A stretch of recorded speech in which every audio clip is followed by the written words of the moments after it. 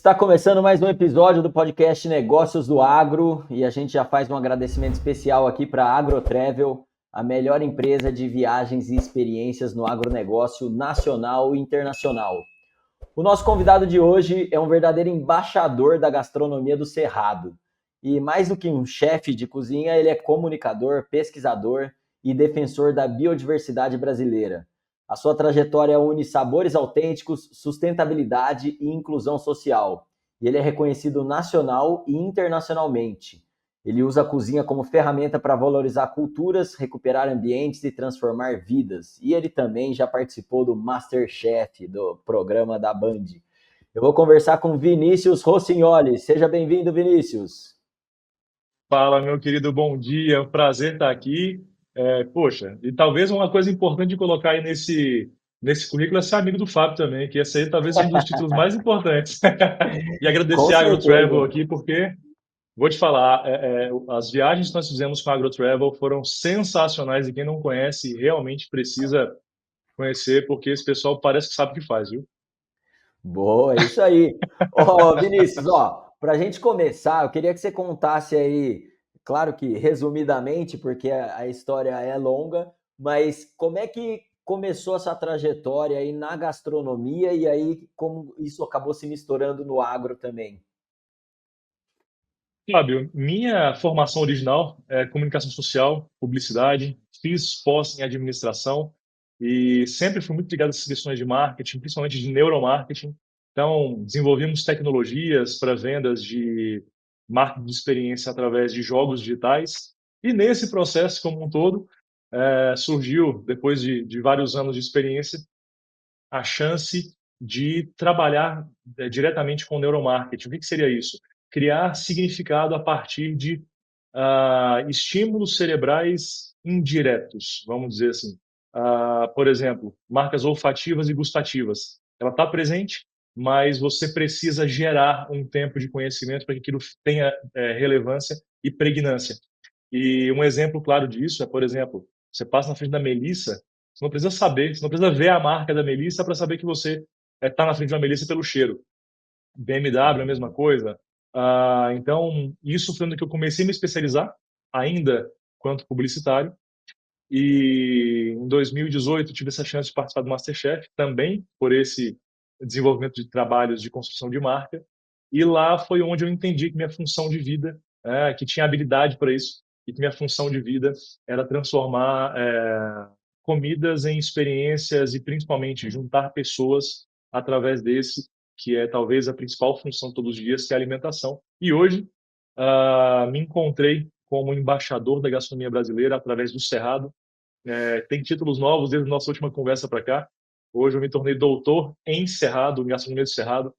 Então, é um Legal. título que eu fico muito feliz, porque mostra que ainda tem muito o que ser pesquisado, o que ser apresentado e o que ser explorado da maneira certa, né? O que a gente defende é conservação através da utilização, e não aquela preservação burra que se coloca, olha, você não pode usar porque isso aqui vai te trazer multa. Felizmente, temos parceiros que entendem isso, muitas secretarias hoje de meio ambiente entendem isso. Ontem tivemos também a assinatura de um marco importante, né, para as questões ambientais no Brasil, principalmente para o agro. Então, vejo com bons olhos as novas perspectivas aí, onde eu tenho hoje essa plena convicção de que é o agro, através dos seus agricultores familiares ou dos seus grandes produtores, que são os cuidadores diretos das águas do Brasil. Então as pessoas demonizam demais o agro, falando que o agro é quem destrói. O agro precisa de área para plantar. Mas hoje nenhuma legislação no mundo é tão firme quanto a do Brasil em relação à proteção e preservação, né, do meio ambiente. Então o agro, ele é quem põe comida na boca das pessoas e também quem cuida das águas. Sem água não se faz nada. Então temos cada vez mais essa visão de que o agro é um dos principais pilares de defesa do meio ambiente do Brasil. Show. A gente sempre vem tentando desmistificar o agro, né? Porque ainda tem essa muita falta de informação e desinformação também, informações erradas. Então, muito legal você trazer esse ponto aí também. E o Vinícius, o seu trabalho ele vai além da cozinha, da gastronomia, né? Eu queria que você falasse também um pouco dessa parte, como é que a gastronomia você usa ela como uma ferramenta também de valorização cultural, inclusão social e a conservação ambiental que você comentou, né? Perfeito, meu amigo. Bem, nesse trabalho, o que que nós entendemos? Todo mundo fala da importância do meio ambiente, mas as pessoas entendem muito pouco sobre como realmente interagir e como fazer diferença nessa pegada de carbono e na conservação dos biomas que nós temos. Nesse processo, o que que ficou claro para a gente? A maneira mais eficiente de você envolver as pessoas com conservação ambiental é através da alimentação. Porque uma vez que você consuma aquilo que é do bioma, né, aquilo que faz parte de onde você nasceu, de onde você cresceu, isso de fato é o gatilho para que produtores, pequenos produtores e grandes produtores possam ver valor de mercado nesses insumos e possam conservar e possam replantar. Então a nossa estratégia hoje é muito simples, mas ao mesmo tempo com uma complexidade muito interessante. Por quê? Foi a primeira vez que nós conseguimos unir conservação ambiental e plantio de alimento. Porque geralmente para você plantar alimento você precisa desmatar. Agora a gente fez o inverso. Áreas que já não têm mais grandes possibilidades de recuperação, que são muito caras, né, para serem restauradas para plantio, a gente faz isso com restauração de mata nativa, transformando em agroflorestas frutíferas. Então temos excelentes Legal. experiências já com isso, onde não só o fruto ele é gerado, mas também nascentes são recuperadas. Então esse trabalho vai muito dentro dessa lógica de que nós temos só no Cerrado 1.200 sabores que as pessoas não fazem ideia da existência deles. E, infelizmente, a nossa balança comercial ela é baseada em soja, que não é nossa, milho, que é o milho que a gente planta, não é nativo brasileiro, carne suína, que o suíno que a gente cuida no Brasil também não é, a gente não tem gênero SUS no Brasil, né? Temos outros tipos, que são os taicídios e os catetos, mas a gente não tem o SUS vem em África e Europa. A gente cuida de frango, que também não é nosso. O feijão que a gente planta também não é nosso. Ou seja, a nossa balança comercial de agro, basicamente, ele é trabalhada com alimentos que não são brasileiros, não são nativos brasileiros. E isso demanda um tratamento do solo, um custo com é, defensivos e outras coisas que aumenta demais o custo, sendo que a gente poderia ser muito mais eficiente usando em partes algumas outras plantações, algumas outras culturas que nós temos aqui, como é o caso da baunilha, que a gente fez a viagem para poder conhecer, que hoje, sabidos, nós temos no Brasil mais de 70 variedades de baunilha, altamente lucrativo, altamente rentável, mas a gente ainda está muito focado nessas commodities. Então, existe um mercado gigantesco de méis, de baunilhas, de cocos, uma série de outras coisas que a gente mostra para o empresariado a possibilidade de utilização disso e a vantagem de utilizar isso também como diferencial competitivo, porque se você planta aquilo que é da terra, o seu custo com irrigação é menor, o seu custo com defensivo é menor e a sua margem é maior. Então é nesse caminho que a gente vai. Legal. E, cara, uma coisa que eu admiro você, assim, que você participou lá do MasterChef, tem uma visibilidade grande, foi desenvolvendo nessa área, e você faz muitos eventos para empresas, para as principais marcas aí do Brasil, dá palestras e tudo mais, mas você também tem um trabalho muito legal na base ali, né? Nas comunidades, nas escolas, com os pequenos produtores. Então, eu queria que você falasse um pouco mais sobre esse trabalho que você faz nesse onde não tem o foco ali do dinheiro, onde o foco é muito mais social, né? Perfeito, meu amigo. Bem, gente é gente em qualquer lugar. Então, como eu comentei com você no início, gastronomia não é juntar ingrediente, é juntar gente. Então, desenvolver as coisas sem que o foco seja o ser humano não faz sentido, né? E essa coisa de dissociar social e ambiental não faz o menor sentido. Eu quero ver as pessoas na cidade viverem sem água. E onde é que a água é criada? São nas fazendas, na área rural. A comida da cidade ela é feita na parte rural. Então, assim, não existe essa dissociação, né? E hoje, dentro desse trabalho, o que que eu faço? Eu vou até as comunidades, eu vou até agricultores que estão em situação de fome, e sair agora de um trabalho desse, junto com a Secretaria de Meio Ambiente do Estado de Goiás, a quem eu mando aqui um agradecimento muito especial a todos eles, ao governador Caiado e também à secretária de Meio Ambiente, Andréa Vulcanes, tem feito um trabalho excepcional, e eles entenderam a importância desse trabalho ambiental, de que a função não é simplesmente chegar e multar. Como é que você vai pegar uma pessoa, por exemplo, criação de um parque? Como é que você vai criar um parque e ali naquele espaço, a pessoa que vive lá há 2, 3 gerações, o avô nasceu ali naquele espaço, o pai nasceu naquele espaço, ele nasceu naquele espaço, tem filhos agora. Como é que chega de um dia para noite e fala assim, a partir de agora você não pode mais cuidar da terra ou plantar aqui ou cuidar do seu animal aqui? Então eles entenderam essa função de estarmos próximos das pessoas, entender a história cultural, né, das pessoas, para que eles possam servir não como os detratores, mas como os cuidadores principais daquela região que faz parte da essência da raiz deles. Então, esses trabalhos de irmos até as comunidades para entendermos quais são as necessidades reais dessas pessoas, como tirá-los da fome, utilizando os insumos que estão disponíveis em abundância no Cerrado. Isso hoje é um trabalho que tem tracionado amplamente esse projeto que a gente desenvolve. E só agora nós somos em 9 municípios, utilizando a gastronomia como ferramenta dessa transformação. Atendemos mais de 90 estabelecimentos e no somatório de tudo foram mais de 90 mil pessoas assistidas, sem o menor pudor de falar de número. Por quê? Quando você trata com pessoas, você multiplica. Quando você trata com um restaurante, eles atendem 100 pessoas por dia. Então, é uma situação onde a utilização do insumo local gera para ele conhecimento e receita para que ele possa falar da história dele, porque comida não é só você levar comida. Comida, quando você põe história e propósito naquilo, você dá outro sabor para ela, né? E nenhuma cidade no mundo foi estabelecida sem que houvesse condição de água ou de comida.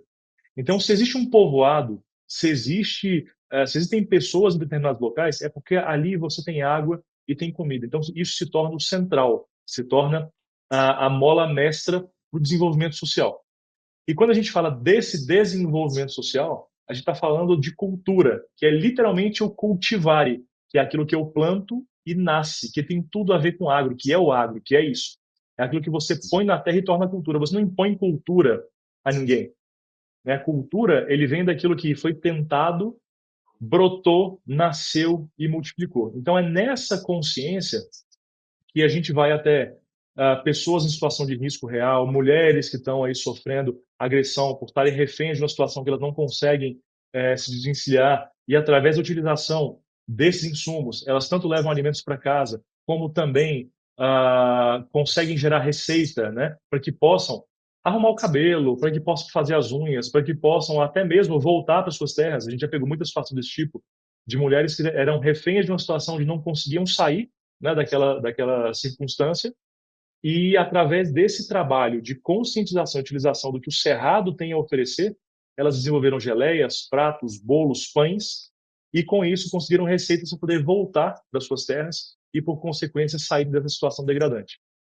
Recebi anteontem uma ligação que me deixou muito feliz. Uma dessas pequenas produtoras da cidade de Flores, aqui de Goiás, me ligou falando que depois que a gente conversou, ela aumentou em mais de 400% o número de vendas dela usando o que o Cerrado tem a oferecer. Então Que isso legal. mudou. Opa, voltou? Voltou. Isso Voltou. mudou profundamente a vida dela, e gerou novas oportunidades de negócio, e não só com ela. Todos esses 90 assistidos, eles têm histórias de transformação. Por quê? Nós somos o que comemos. E o nosso cerrado tem muito o que ser apresentado. E as pessoas passam fome por ignorância, porque acham que eles têm que comer simplesmente só o que alimenta para as pessoas na cabeça é alface, tomate, arroz, feijão e carne. Quando a gente tem aí, e quando eu digo carne, carne ou frango ou gado, quando a gente tem um mundo de oportunidades, de possibilidades de alimentos que nascem na beira de poste, que cresce em qualquer lugar do Cerrado e que a gente poderia sim e pode alimentar com qualidade essas pessoas utilizando os melhores superalimentos do mundo que estão aqui no Cerrado. Então, a defesa desse bioma que eu sou apaixonadíssimo é por isso, porque existe um universo a ser reapresentado para as pessoas. Existe uma importância vital do Cerrado na questão de águas, na questão de alimentos disponíveis, na questão de conservação de animais. Então, é um bioma espetacular que as pessoas deveriam conhecer bem mais. Eu acho que falando desses sabores do Cerrado, o que chegou para mim, na minha experiência, antes de conhecer você também e saber um pouco mais dessa diversidade toda, eu acho que é bem emblemático, é aquela empresa de sorvetes, né? O Frutos de Goiás, que eles Perfeito. trazem picolés ali de várias coisas que eu nunca tinha ouvido falar o nome e dá vontade de provar, o sorvete é gostoso, tudo. Mas eu queria que você falasse sobre isso, ô Vinícius. O que, que você acha que ainda. O que, que falta para esses ingredientes do Cerrado ganhar mais espaço? Tem projetos assim que você sabe que estão acontecendo, ou já foi, ou você já participou de algum, com esse intuito de levar esse conhecimento maior para os brasileiros? Você tocou na palavra certa, meu amigo. O que falta é conhecimento. Existem sim muitos projetos. Hoje, felizmente, muitas pessoas têm me procurado. Ontem eu tive uma ligação incrível também com uma empresa de produção de polpas que quer focar agora em produção de cerrado. Ah, Uhum. e existe sim, aí começou a surgir uma demanda muito maior por esses potenciais de insumos do cerrado, que são extraordinários em todas as frentes. Né? A gente está falando aí, por exemplo, dos méis, são mais de 30 variedades de méis de abelha do cerrado, que são completamente diferentes desses méis que a gente está acostumado a comer, né? A consumir, que é o mel da Apis mellifera. A gente está falando das meliponas, principalmente. E várias iniciativas de agricultores familiares, principalmente, de cooperativas, aqui ao redor de Brasília e também em Goiás, têm despontado, né, como alternativas altamente viáveis.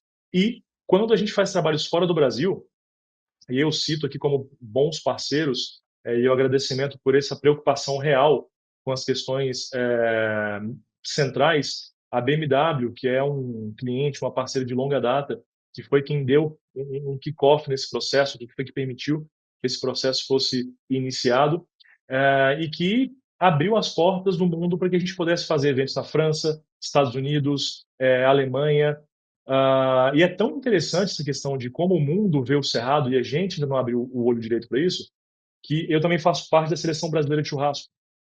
E ano passado nós ficamos em terceiro lugar na Copa do Mundo de Churrasco, na Alemanha, usando basicamente a goiaba, buriti e a baunilha. Caraca.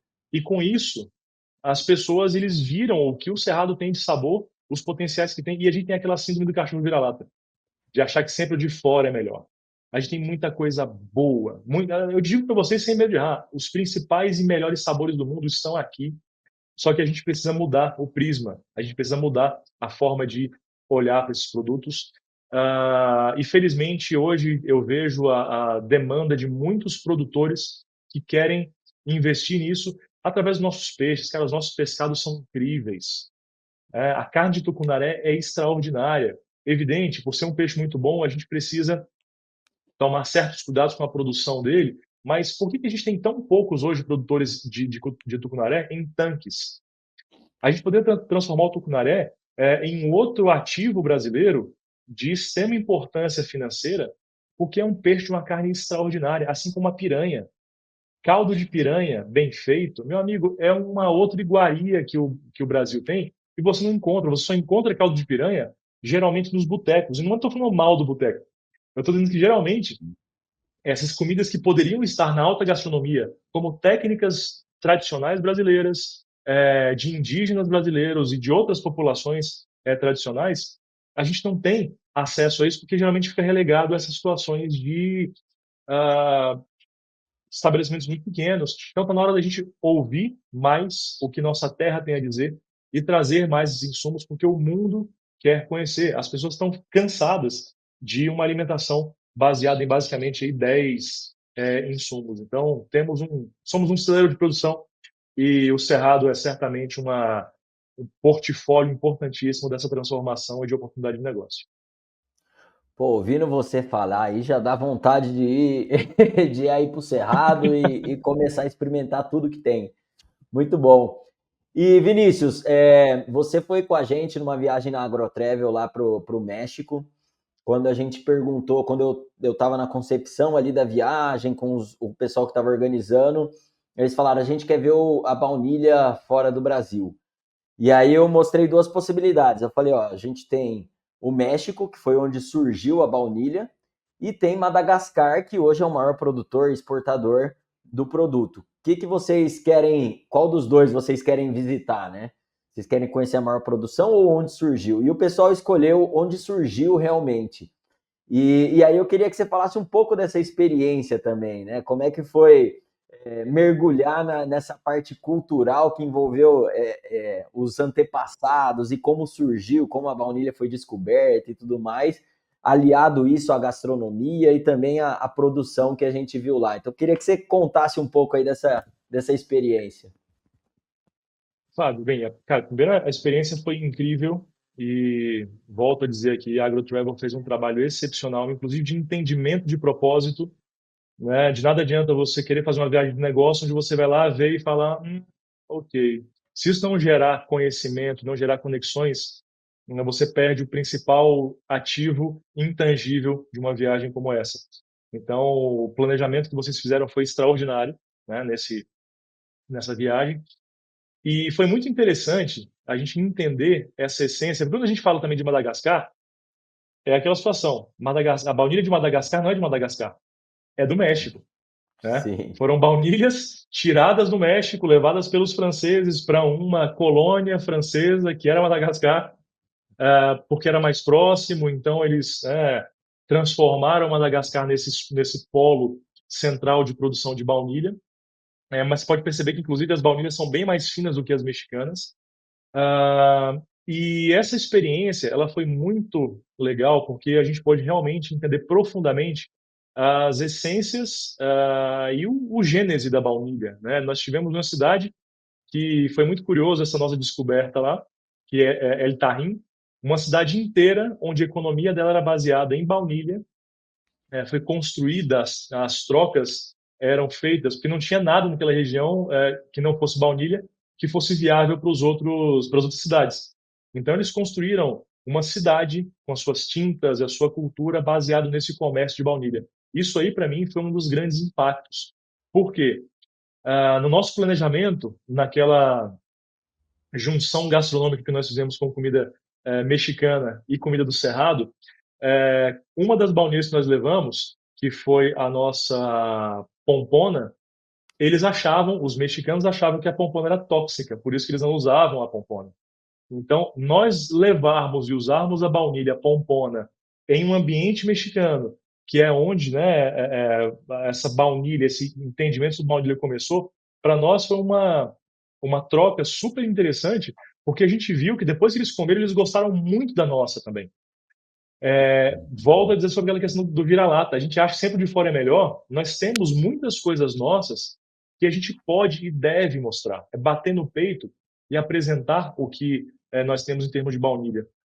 E o Carlos, né, que é o nosso consultor aqui da Emater, que esteve conosco na viagem, e a Ana Júlia Hering, que é uma especialista incrível, falaram desse volume de baunilhas que nós temos, as variedades que nós temos aqui, e a viagem ele serviu para mim como mais uma joia na coroa, mais uma pedrinha nesse caminho, para mostrar que, olha, o mundo está interessado em baunilha, só que a gente está olhando só para um tipo. Nós temos outras 70. Por que a gente não dá a devida atenção àquilo que é nosso e transforma isso em outros negócios, e encontra outros aromas e outros potenciais? As nossas são mais amadeiradas. Então, para quem tem resistência àquela vanilha tradicional, as nossas são muito mais elegantes nesse sentido. Então, a viagem do início ao fim, né, além de ter sido muito bem planejada, os locais foram muito estratégicos, as pessoas foram muito estratégicas, trouxe essa sensação de que temos muito a aprender com quem já faz isso há algum tempo, principalmente nas curas das baunilhas, mas também temos muito o que ensinar, porque tá aí. Esse conhecimento está aqui e a gente precisa voltar para os nossos povos originais, a gente precisa perguntar para os indígenas, para os calungas, para os quilombolas, como eles utilizam, como eles curam, porque a gente viu lá, a cura basicamente é um processo natural de pôr no sol, tirar do sol, pôr no sol, tirar do sol, né? Cessar o processo de germinação dela e vender. Então, não é algo que seja altíssima tecnologia ou que a gente não possa ter acesso. E certamente as nossas baunilhas têm muito o que ser aprendido usando de quem vive disso há centenas ou milhares de anos. É curioso, cara, que em todo lugar que eu vou, com as pessoas que eu converso, a gente explica um pouco o que que a Agrotravel faz, porque assim, quando pensam em viagem técnica de agronegócio, quando fala agronegócio no Brasil, o pessoal pensa em soja, milho, café, laranja, nas principais culturas ali, né? E aí eu falo, a gente faz uma viagem desde para ver grãos nos Estados Unidos até baunilha no México. Aí a pessoa, todo mundo fica estarrecido, né? Baunilha? Aí muita gente fala, pô, mas eu nem sei de onde vem a baunilha, né? A gente fala, pô, vem de um tipo de orquídea e tal. E as pessoas não têm o mínimo conhecimento disso. Todo mundo conhece o sorvete de baunilha, que é o mais, talvez seja o produto mais evidente ali, Difundido, que né? difundido, que traga a utilização da baunilha. Mas isso mostra pra gente, cara, também acho que é uma lição muito legal de como a gente ainda tem isso que você comentou, né?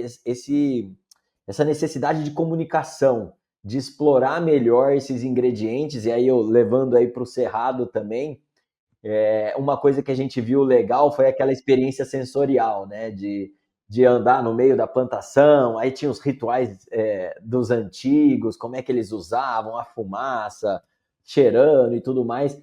E aí isso me trouxe, no meu lado aqui, olhando com os olhos empreendedores, né?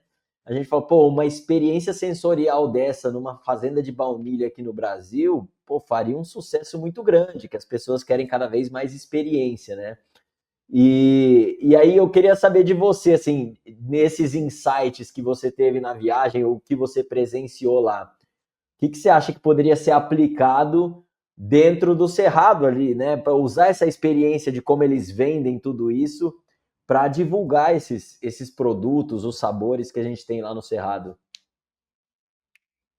Meu irmão, você foi preciso como sempre e tem uma situação, inclusive fica o convite aqui para a gente planejar isso, para quem estiver assistindo aqui e tiver interesse em conhecer alguns frutos do Cerrado, vou sugerir uma experiência agrotravel para que conheça o potencial do Buriti na região de São Domingos. Só que é ter uma experiência raiz, é ter uma experiência. Nós tivemos aquela de passear no meio da plantação de baunilha vendados. E eu quero te convidar aqui a fazer um convite. Isso está surgindo agora mesmo, tá? Agora, neste exato momento. A fazer Brainstorming. um convite brainstorming total de fazendeiros, né, do agronegócio que queira entender o potencial de vários frutos do cerrado, incluindo os pescados, tá? E principalmente o buriti, para a gente visitar São Domingos e visitar algumas das principais cavernas do Brasil. Cavernas com 18 Legal. quilômetros de extensão, 18 km de extensão. É um ambiente que precisa ser mostrado, valorizado, e através disso a gente entender como esses centros turísticos interferem em toda a cadeia de produção ali ao redor, principalmente desses frutos do cerrado, das comunidades que vivem disso, e como que a gente transforma esses frutos em produtos mais bem processados e mais bem finalizados. O nosso Uhum. grande gap hoje não está na escolha do produto. O produto nós temos. O negócio é como a gente vai lapidar isso. Um grande exemplo sobre frutos do cerrado que eu uso, né, para uma comparação é o alho. O alho não é nosso, mas assim, você pergunta para as pessoas: você gosta de alho? Ah, eu gosto de alho. Mas o alho cru você gosta? Pô, o alho cru já não é muito minha praia. Ou seja, você gosta do alho quando ele é processado. Por que que o alho você permite o processamento e gosta dele, e os frutos do cerrado você trata como ruins, porque você pega ele in natura, come e fala, ah, não gostei. A gente precisa entender que alguns processos precisam acontecer para extrair o melhor daqueles frutos sem oferecer. Então é isso Legal. aí um dos grandes gargalos do nosso entendimento e da nossa produção e valorização do que o cerrado tem a oferecer. Então esse passeio, quem sabe a gente não pega quando você quiser. As portas estão abertas Show. e vamos colocar o pessoal para conhecer cavernas, cara, incríveis, incríveis, lindíssimas. E você ali tem uma experiência literalmente profunda. porque adentrar nessas cavernas, ouvir o coração, porque lá tem umas câmeras quase anecoicas que você consegue ouvir o seu coração bater. E isso é muito legal. Então, toda Caramba. essa experiência que a gente fez vendado, lá basta você desligar a lanterna e seguir o caminho e entender o que de beleza nós temos para a gente poder resgatar esse principal ingrediente que eu falo em todas as palestras. Não adianta a gente achar que vai fazer comida internacional aqui, ou mesmo comida nossa, se a gente não colocar um ingrediente específico nesse tempero, chamado orgulho. E o orgulho a gente só tem quando a gente conhece nossa história. E o orgulho a gente só tem quando a gente passa a entender todo esse processo. Então, quando a gente vai para um Uhum. espaço como esse, que a gente vê o quanto que a gente pode mostrar, o quanto que a gente pode beber dessa fonte e transformar a vida das pessoas, isso é um insumo que ninguém consegue copiar. Então, está na hora da gente olhar para essas experiências internas nossas e transformar a vida das pessoas, que mudou a minha, e eu tenho certeza que pode mudar de muita gente. Sensacional, porra, já tô com vontade de ir também. Já, Vou só te não mandar tô com umas fotos roupa de de lá. ir, né? O pessoal fala, já tô com roupa de ir. Eu não tô com roupa de ir ainda, mas já tô com vontade de ir. Vamos falar sobre isso sim depois e ver se a gente consegue dar andamento nesse projeto. Muito bom. Fechado. E Vinícius, a gente falou aqui da parte das pessoas conhecerem, dos consumidores e tudo mais. Claro que tem a questão do ovo e a galinha, né? Qual que tem que ser primeiro? Se é a consciência ou se a consciência dos consumidores ou a produção. Como é que está com relação a essa parte da produção no Cerrado? Já tem um número grande de produtores focados nesses frutos, nos sabores aí do Cerrado? Ou é algo que ainda também precisa se desenvolver? É mais familiar? Está ganhando escala? Como é que é esse panorama aí? A gente começou a ganhar muita escala agora. As comunidades tradicionais, elas sabem onde os frutos estão e querem plantar. Então, hoje, com a demanda inicial, para a gente começar esse processo, que já começamos, na verdade, mas para a gente intensificar esse processo de conscientização, a cadeia de produção ou de extrativismo já está muito bem desenvolvida. Então, basta a gente querer, principalmente, expor esses produtos, né, em restaurantes, em mercados, em festivais. Basta a gente expor esses produtos que essa escala ela vem. E a demanda, ela acontece hoje. Eu tenho fornecedores para praticamente todos os frutos que eu precisar. Eu sei onde eles estão, eu sei a época de cada um deles. E é isso. Basta que a gente tenha um olhar um pouco mais atento para essas questões e a gente consegue diferenciais competitivos. O mundo quer diferencial competitivo, a gente tem e não sabe usar. A gente tem e não colocou isso aí à frente para poder parar de brigar por commodity. A gente tem frutos que são sabidamente e cientificamente comprovados com funções antivirais, com funções anticancerígenas, com uma série de outros benefícios, inclusive para o mercado asiático. Quando você fala que o alimento é afrodisíaco, o pessoal compra de tonelada. A gente tem um monte. O baru, inclusive, é um alimento desse. O baru, comprovadamente, é um alimento que tem essa questão de ser um hemodilatador, o que facilita, né, as funções principais afrodisíacas desejadas. Então, é isso, é olhar para dentro e ver que a gente tem. Cara, eu conheci uma flor recentemente, que foi muito legal. Nessa experiência de ir, né, para os povos, entender o que eles comem, eles chamam com um nome muito feio de remela de macaco. Mas a gente tem que fazer um rebranding também desses frutos para que eles se tornem mais interessantes. Mas, mas o uso desses frutos, cara, dessa flor principalmente, que é lindíssima, ela tem uma geleia, uma resina gelatinosa dentro dela, doce, lindíssima, porque ela brilha no sol, muito gostosa de comer, mas que só usam naquela região. E assim, essas flores podem ser utilizadas para uma série de coisas, de decoração, de pratos, a certamente produtos cosméticos, porque eu vi que ela tem uma gelatina muito intensa e a gente não olhou para isso, a gente não viu essa oportunidade de utilização desses frutos. E é uma planta que cresce na beira de córrego, então, por consequência, quando a gente usa ela, ela ajuda a proteger nascentes e a gente consegue transformar esse tipo de insumo em receita. Então, tá aí, cara, a gente tem um mercado que está pronto para oferecer. Basta a gente organizar e termos empresas e investidores que queiram transformar esse diferencial. Legal. E pela sua experiência aí, que você também representa bastante o Brasil fora, né? Eu acho que você falou da síndrome do vira-lata. Os gringos, os estrangeiros, quando você fala disso, apresenta isso, eu imagino que eles devem ficar mais entusiasmados até que às vezes os próprios brasileiros, né? Acontece? Infelizmente, muito mais. Infelizmente, eu estou nesse trabalho tem praticamente 8 anos, quebrando pedra, mostrando para as pessoas, mostrando para o brasileiro o que fazer, né? Com pouca atenção. E basta a gente mostrar para um estrangeiro e ele já compra. Daquela nossa viagem que nós fizemos, eles continuam comprando baru para poder colocar no restaurante. Eles estão comprando frequentemente baru que a gente levou para conhecer, né? Que legal. Isso mostra que basta a gente olhar com olhos positivos para que a realidade mude, para que a realidade mude. Eu tive com algumas pessoas da Unesco há um ano atrás e eles inclusive solicitaram que a gente fizesse um jantar, e gostaram tanto do que a gente tem que pediram que fizesse isso na França, apresentasse na França um jantar com esses frutos, porque ele falou, isso aqui não existe em outro lugar do mundo, as pessoas têm que conhecer e consumir. E não é aquela situação de falar o seguinte, olha pessoal, vamos conhecer porque é bonitinho, vamos consumir porque faz parte de uma agricultura e a gente vai valorizar isso aqui, mesmo sendo ruim, a gente vai valorizar. Não é isso. Os produtos são bons de verdade. As pessoas comem e se Uhum. encantam com os sabores.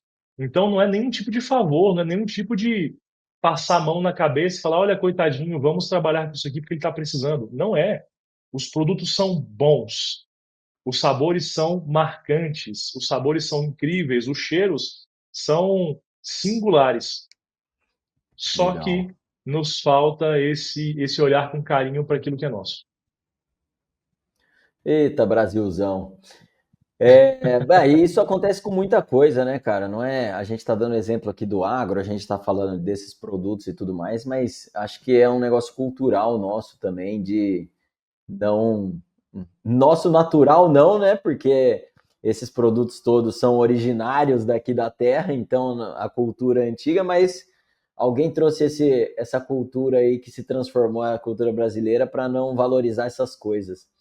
E o Vinícius, você, cara, você tem um conhecimento muito grande, você é um cara que domina esse assunto do cerrado, dessa parte da gastronomia também. E aí a gente já está entrando aqui na parte final do nosso bate-papo, e aí eu queria que você falasse um pouco também sobre isso. O que você falaria, na verdade, para as pessoas que querem atuar na gastronomia e talvez nem conhecessem esse potencial? Porque quando a gente, acho que como o agro, né, que eu falei, fala de agro, pensa em soja, milho, feijão, tal, o básico. E quando se fala gastronomia, a pessoa deve também mirar para pro de sempre ali, né? Restaurantes e tudo mais, e não ver esse potencial gigantesco que tem. Então, eu queria que você deixasse um recado aí para quem tem interesse até em atuar na gastronomia e mostrasse esse potencial para eles. Boa, meu irmão. Bem, vamos lá. Primeira coisa, para quem é da área de gastronomia, é, estudem técnicas. Aprendam muitas das técnicas. Aprendam técnicas francesas, italianas, técnicas asiáticas. Faço, porque é importante para a gente ter um ferramental, principalmente com a transformação dos alimentos. E hoje eu falo para vocês por conhecimento de causa e como minha verdade. Ser chefe de cozinha não é você fazer comidas de alta gastronomia. Cozinhar bem, qualquer cozinheiro tem que fazer. O que é um chefe de cozinha hoje, para mim, a principal função do chefe de cozinha é transformar o que a terra tem em algo que as pessoas consigam reproduzir e se alimentar dela. É você traduzir para as pessoas como tirar do ambiente que você está os insumos, as melhores formas de produção, para que as pessoas possam se alimentar e viver disso. Esse, para mim, é, vamos dizer, a função vital de um chefe de cozinha. E depois que vocês aprenderem bastante, que vocês estudarem bastante, ou no caso, que nós estudarmos bastante e aprendemos bastante sobre técnicas, quando você for conversar com um ribeirinho, quando você for conversar com um indígena, quando você for conversar com qualquer pessoa que tenha essa tradição, né, da utilização desses frutos, não vá com o olhar do colonizador, não vá com o olhar de quem eu estou indo te levar conhecimento. Vá com o olhar de quem está entendendo qual é a forma que eles veem a transformação desse alimento em algo consumível. E a partir daí, você pode aprender mais com eles ou colaborar para a melhoria de alguns processos. Então, toma cuidado na hora de você utilizar esses frutos, querendo ensinar ao a pessoa, né, como ao tradicional, como ela tem que usar o fruto que ela está acostumada a comer todos os dias. Aprenda com ela, entende, respeite esse processo, saiba como ele faz, mas depois, quando você já tiver esse respeito, esse entendimento, esse domínio, aí sim você pode trabalhar para melhorar o processo, que é assim que funciona, né? A gente, para inovar, a gente tem que aprender. O erro da inovação hoje é que as pessoas querem inovar sem conhecer o que já foi feito. Então acham que inventar uma bola é inovação quando a bola já existe. A ignorância hoje leva as pessoas a acharem que inovação é criar novo. Inovação não é criar novo.